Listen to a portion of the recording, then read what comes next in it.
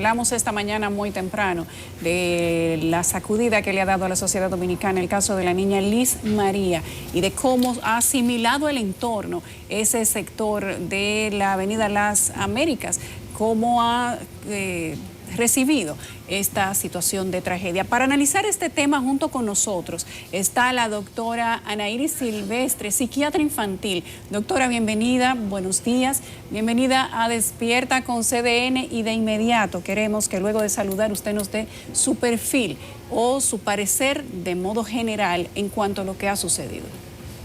Bien, muchas gracias por la invitación. Creo que esta es una buena manera de poder llegar a la población y dar los datos que como psiquiatra vemos a diario realmente, porque el abuso infantil realmente no es algo que no sea frecuente. Lo vemos a diario en la consulta, en el aspecto ya no necesariamente como un abuso, sino con los síntomas que se dan.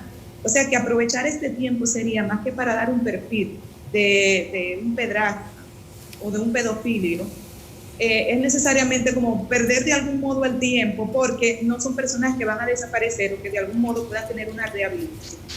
Es importante que la población sepa, tenga muy claro, muy presente que las características de esta persona pueden ser cualquiera, porque son personas común y corriente que se ganan la confianza. De hecho, si vemos esta persona era alguien que frecuentaba el hogar, era una persona que estaba ahí, que se confiaba en él y hacía negocios hasta donde tengo entendido con el papá en una que otra ocasión. O sea que no era alguien de lejos, sino alguien de la comunidad.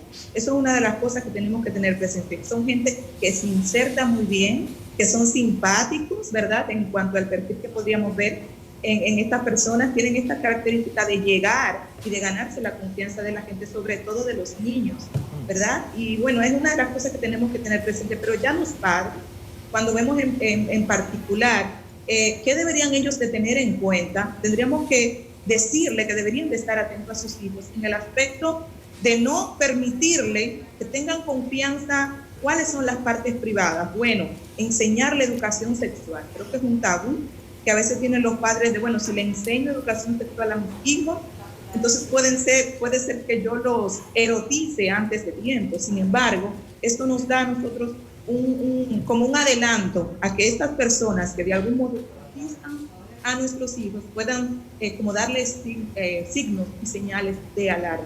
Entonces, ¿cuáles son estas señales de alarma? Ya que las cosas han ocurrido, y es algo para lo que quiero abundar un poquito. Bueno, tiene que ver con las características. Justamente tiene que ver, por ejemplo, cuando un niño ya empieza a tener dibujos eróticos que de algún modo nos van a alertar de que algo este niño está pasando y está teniendo. Ya cuando el niño de algún modo está desinhibido en cuanto a la conducta que debería de tener sexual, si está tocándose, si está masturbándose incluso a tempranas edades, no debería de hacer sospechar. Esto en el aspecto de la conducta. Ya en una cuestión de síntomas que podamos ver en el niño, pues tendríamos que hablar acerca de que se aísla, de que tal vez está hablando con compañeritos cosas que no son de su edad o su nivel de desarrollo. También tendríamos que ver que posiblemente pudiera aislarse de los demás o que pudiera tener de alguna forma algunos síntomas afectivos, tipo depresivos, o dejar de comer.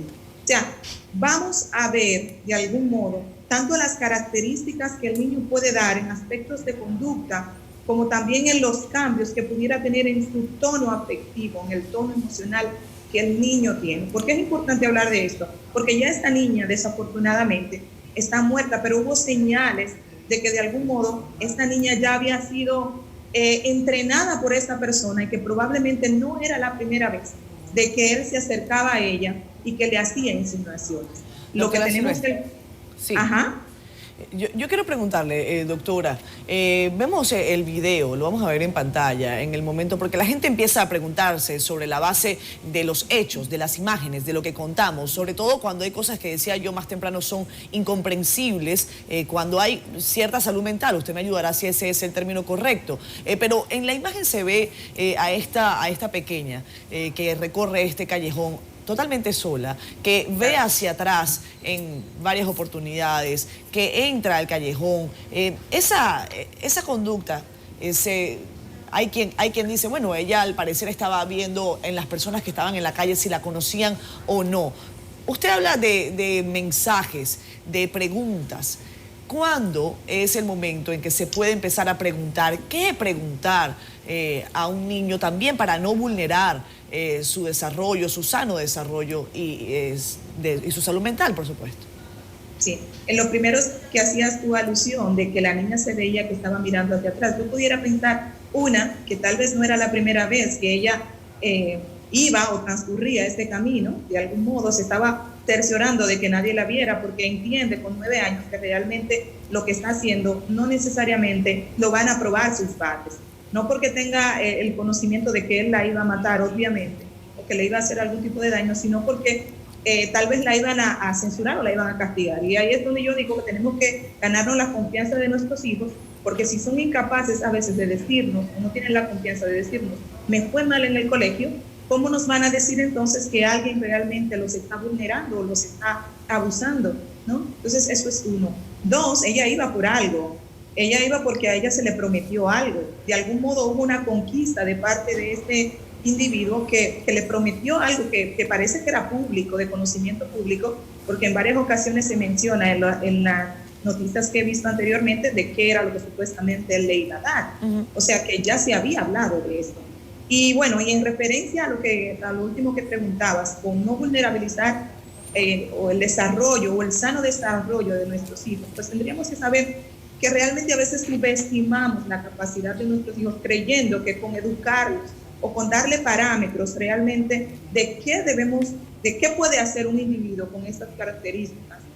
Estas personas que son psicópatas realmente, que tienen una falta de empatía total con ellos o con lo que es malo realmente. Entonces tenemos que decirle realmente, claro, no hay que como que buscar, claro, dentro de su desarrollo, tenemos que buscar palabras que ellos puedan entender, pero no creer que por dar una información o por decir, bueno, si te tocan aquí o hacen esto, vamos de algún modo a apresurar su desarrollo. Yo no creo eso. Mensajes claros, doctora. Usted se refiere a mensajes claros que no den margen a caminos recovecos, ¿no? Entiendo yo que ese es el mensaje. Claro, tú agarras, es fácil, agarras un dibujo hasta con un niño que justamente, una niña, y le enseñas cuáles son las partes del cuerpo, cuáles son esas partes que son privadas y que no se deben de tocar, pero no solamente ya en cuanto a tocamientos directos, sino también en cuanto a la parte de ofrecimiento que hacen estas personas. Porque debemos saber que él supuestamente había dicho, dentro de lo que sabemos y hemos leído en las noticias, de que él le había dicho que le iba a comprar un celular si ella se dejaba tocar. De algún modo él le había dicho, supuestamente, que la iba a tocar, según yo entiendo en la noticia. O sea, tú me das y yo te doy. Entonces tenemos que enseñarle a nuestros hijos en esta parte de la educación sexual qué se puede y qué no se debe hacer. Pero también, de algún modo, que estos padres puedan tener como que el sentido común bueno, es una persona de confianza, tal vez le permito ciertas cosas, pero ¿hasta dónde le puedo permitir? Confianza con la sexualidad y con nuestros hijos, yo creo que no es una palabra que podamos permitirnos, simplemente. Sí, Anaís, son muchos los aspectos en juego. ¿Dónde poner el acento? Educar en prevención del abuso sexual a los niños, medidas más fuertes a nivel penal. ¿Cuál podría ser la prioridad? Bueno, mire, yo creo que siempre, a mí la parte que más me importa, siempre va a ser la de cuidar a la víctima, que es el niño. Porque en este tipo, a veces es muy sutil, esto lo vemos porque es un caso aparatoso. Pero cuando en ocasiones nos venimos a dar, yo que lo veo en la consulta, cuando nos venimos a dar cuenta del abuso, ya han pasado años. Ya vienen a ti realmente no necesariamente porque fui abusado, sino por las consecuencias del abuso que ha habido, porque claro, es de largo alcance. Entonces, necesariamente esa persona no va a pagar una consecuencia porque llega a ti por la consecuencia que tuvo él y por la que tiene él en el momento, que le crea una disfuncionalidad. Entonces, yo diría que aquí, más que centrarnos en medidas más fuertes en las personas que cometen el hecho, sería en poder crear programas que nos permitan ayudar y identificar tempranamente cuándo pasa, ayudar a la víctima a que ellos puedan saber quiénes pueden de algún modo abusarlos o declarar, tener la confianza de decir, ¿no? ¿Qué me pasó y quién me lo hizo? O sea, finalmente su pregunta va a la respuesta es la siguiente: la víctima.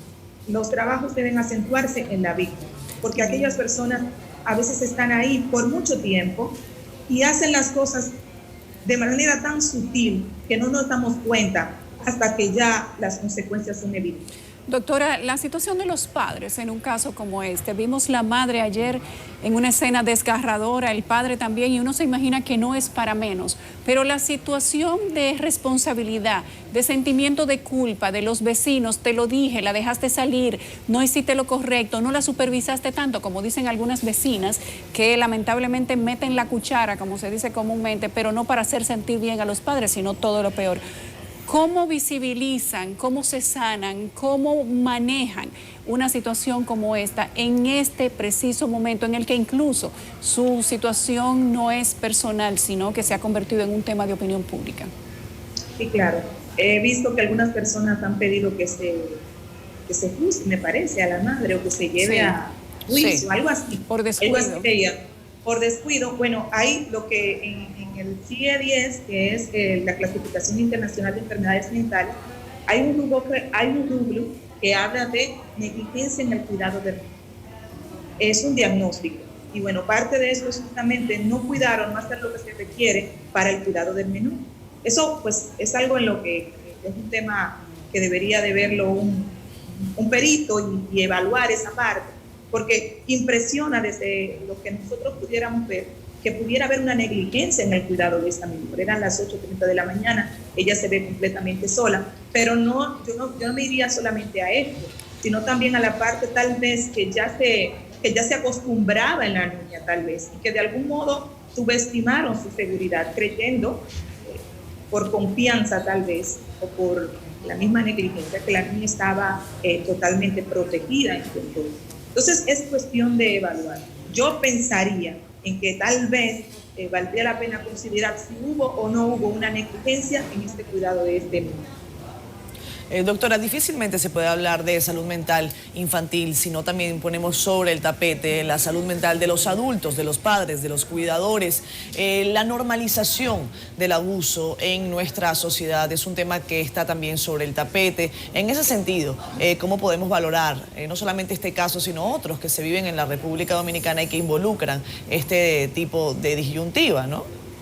Claro, estoy de acuerdo contigo en que siempre que vamos a ver la salud mental de nuestros hijos tenemos que ver cómo está el entorno. No se puede ver, es una cosa que va de la mano, no es algo que se pueda ver aparte.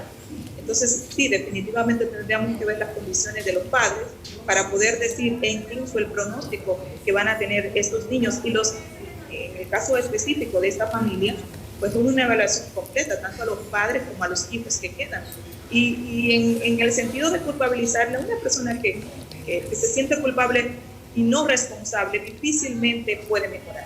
Yo creo que aquí lo que tenemos que ver es cuál es la responsabilidad que tenemos y de qué forma podemos idear un plan para poder salir adelante y dar entonces a nuestros hijos, a los que quedan, ¿verdad?, pues la mejor salud mental que se pueda tener. Bueno, muchas gracias, Ana Iris.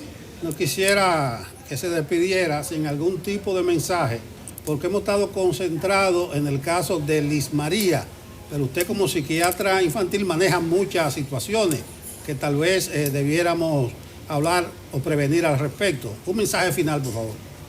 Sí, claro. Pues es esto. Estas personas que tienen este perfil y que son psicópatas realmente no van a cambiar. Es un poco probable que cambien porque no tienen ni se genera en ellos una empatía hacia la víctima. Es solamente ver su placer, ¿no? Entonces eso es uno, no enfocarnos en realmente quien comete el hecho, sino cómo podemos crear programas para que estos niños puedan tener las herramientas y poder dar voz de alarma una vez que haya acontecido o incluso antes de que acontezca. Ya después de que ha acontecido, ¿cuáles son los síntomas que vamos a ver en los más pequeños? Bueno, dibujos que puedan de algún modo darnos la pauta de que este niño está dibujando cosas a lo que no tiene acceso.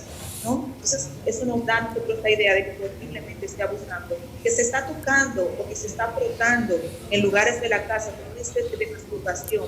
Nos habla de un cambio en la conducta de estos niños que también pudiera alertar, a considerar un abuso sexual. Bien. En la parte afectiva, finalmente, es esta situación de ver cómo se pueden aislar, cómo cambia en cuanto a su afecto, ya no disfruta de las cosas, o incluso sentirse irritable. Es un muchacho malcriado que de un momento a otro llevaba un patrón de conducta, vamos a decir, dentro de un desarrollo normal, y de repente cambia abruptamente para empezar a ser disruptivo en cuanto a su conducta.